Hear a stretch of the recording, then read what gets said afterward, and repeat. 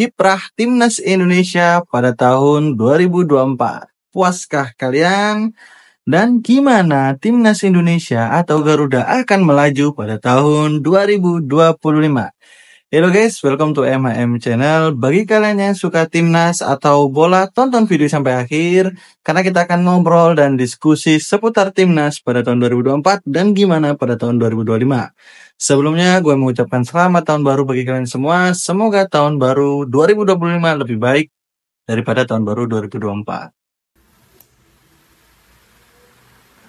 Sebelum kita atau kalian menilai puas atau tidak puas atau memberikan penilaian pencapaian Timnas pada tahun 2024, kita akan flashback dulu apa saja pencapaian yang sudah didapatkan Timnas Indonesia pada tahun 2024. Prestasi Timnas Indonesia pada tahun 2024. Ya, kita buka dari IG Bapak Erick Thohir.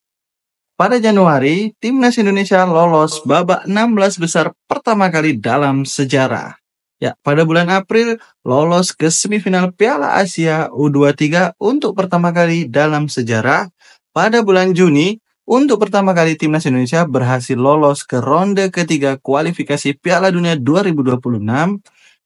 Tentu itu adalah pencapaian-pencapaian yang luar biasa didapatkan Timnas Indonesia pada tahun 2024. Namun, dari pencapaian-pencapaian tersebut, Timnas Indonesia juga mengalami beberapa kegagalan pada tahun 2024.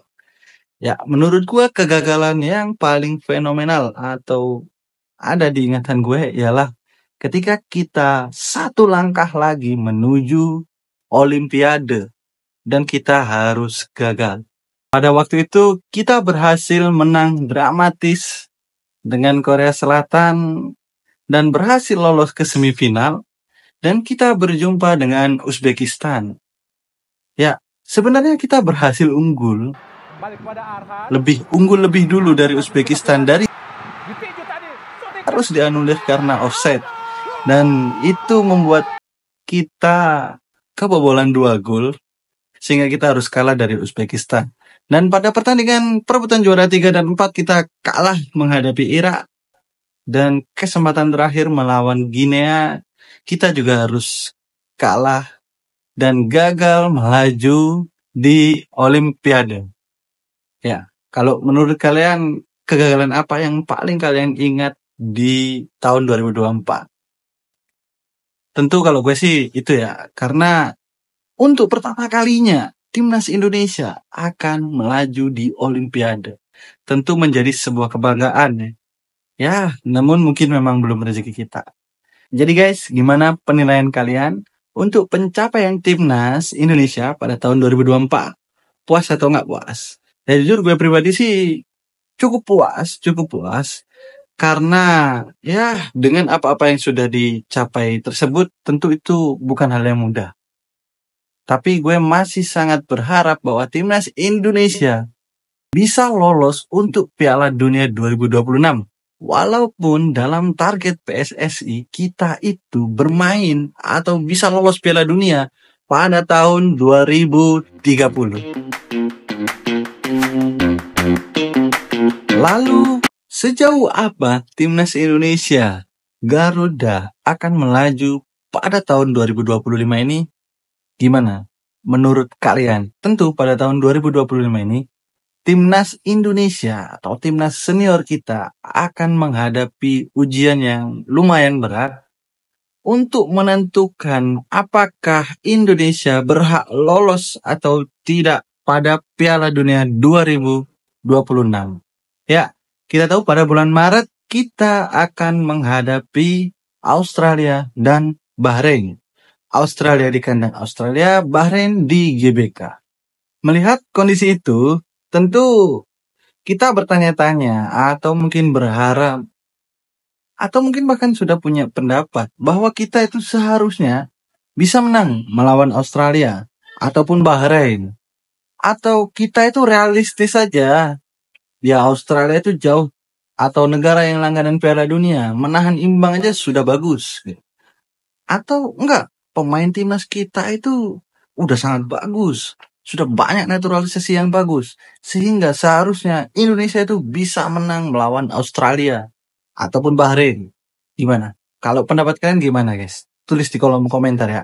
Seharusnya kita ini menang, imbang, atau mungkin ya kalah nih melawan Australia atau Bahrain.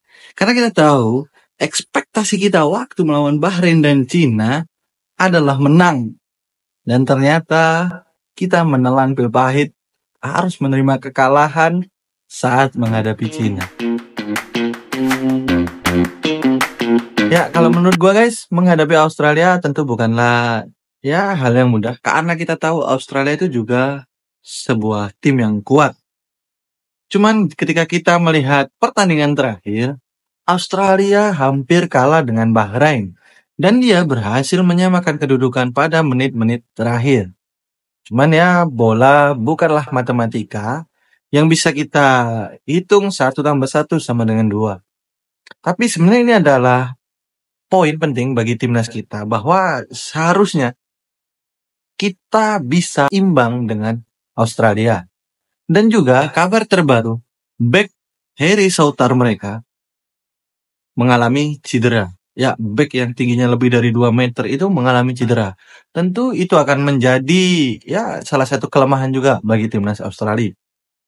Selain itu kita tahu bahwa lini serang kita itu juga kurang efektif ya. Kita sering gagal dalam final third. Padahal kita itu sering bermain counter attack. Nah, dengan datangnya nanti oleh Romeni, tentu itu akan menjadi ya, daya dobrak baru lah bagi timnas Indonesia.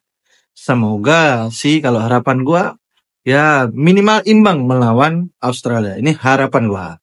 Ya gak tahu nanti realistisnya bagi kalian yang lebih paham taktik dan lain-lain gimana. Berbeda menghadapi Bahrain guys. Ya menurut gua Bahrain ini sedikit berbeda karena sepertinya performa mereka lagi naik.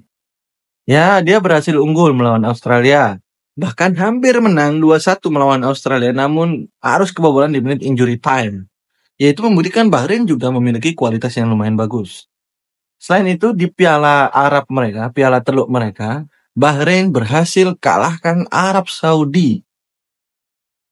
Ya entah Arab yang lagi down atau Bahrain yang memang lagi bagus. Tapi ini menunjukkan sekali lagi menunjukkan performa Bahrain yang tidak bisa kita pandang sebelah mata. Ya karena kita kemarin mentang-mentang unggul dan hampir menang, dirampok kemenangan Indonesia. Kemudian kita bisa nanti menganggap oh lawan Bahrain pasti menang. Selain itu Bahrain di Piala Teluk Arab mereka berhasil melaju ke final. Dia berhasil kalahkan Kuwait dengan 10 pemain dan menang 1-0. 10 pemain dari menit 53. Ya menurut gue itu performa yang cukup bagus ditampilkan oleh Bahrain. Jadi ini sih yang harus diwaspadai oleh timnas Indonesia. Ya secara pemain dan kualitas menurut gua timnas Indonesia juga bukan timnas yang kaleng-kaleng ya sekarang ya. Tentu kualitas kita tidak bisa dipandang sebelah mata. Hanya saja guys, bola itu tidak semerta-merta kita menang kualitas kita akan menang. Kita tahu lah ada beberapa klub yang dulu bisa kita sebut dengan Los Galacticos atau PSG pada tahun 2021. Diisi oleh pemain-pemain bintang namun juga gagal juga dalam juara atau gagal meraih juara Liga Champions. Ya tentu faktornya banyak yang mempengaruhi, tidak hanya pemain, pelatih dan yang lain-lain. Namun ya chemistry dalam bermain bola itu tentu sangat penting. Ya semoga chemistry itu bisa dibangun dengan cepat dan timnas kita menemukan pola bermain yang bagus sehingga menghasilkan hasil yang bagus juga. Oke guys, mungkin itu saja yang bisa gue bahas di video kali ini. Terima kasih buat kalian yang sudah menonton video ini sampai akhir. Jangan lupa berikan pendapat kalian atau ide-ide kalian, pemikiran-pemikiran kalian tentang timnas Indonesia di 2025 di kolom komentar. Stay tune di MIM Channel. Goodbye.